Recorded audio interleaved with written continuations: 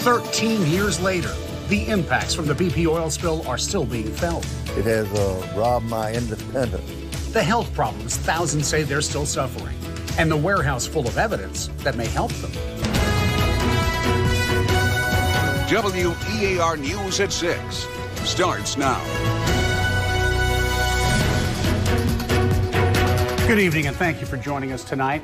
It was 13 years ago today. The BP Deepwater Horizon rig exploded, killed 11 people, and sent 4 million barrels of oil into the Gulf of Mexico.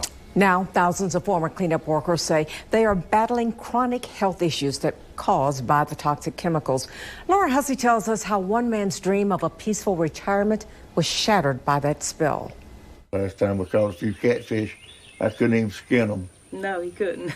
Instead of catching catfish, Percy Bryant and his wife Brenda spend their days avoiding crowds and driving to medical treatments. It has robbed my independence. I no longer drive. She has to take me everywhere that we go, and that's a big thing to lose, is your independence. Percy spent 2 years working the oil spill cleanup in Gulf Shores, Orange Beach, and Fort Morgan. Now he has aplastic anemia and a rare bone marrow condition that he says were caused by working around the toxic chemicals. My condition is irreversible. I can't say long term. It can't be.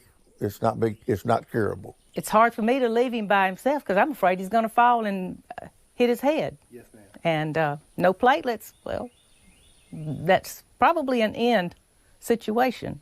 Percy took the job to have some extra income in retirement. He says he was not adequately warned about the possible effects. That this oil was far more toxic and far more exposure related to these folks and far higher chemicals of concern that can hurt you. Attorney David Durkee and the Downs Law Group represent 200 people in litigation with BP and say they're working with thousands more who could ultimately file suits.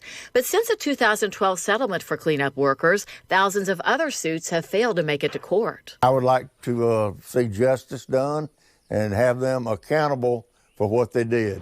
Durkee believes that justice could come because of this, a warehouse in a secret location packed full of samples taken in 2010 after the spill.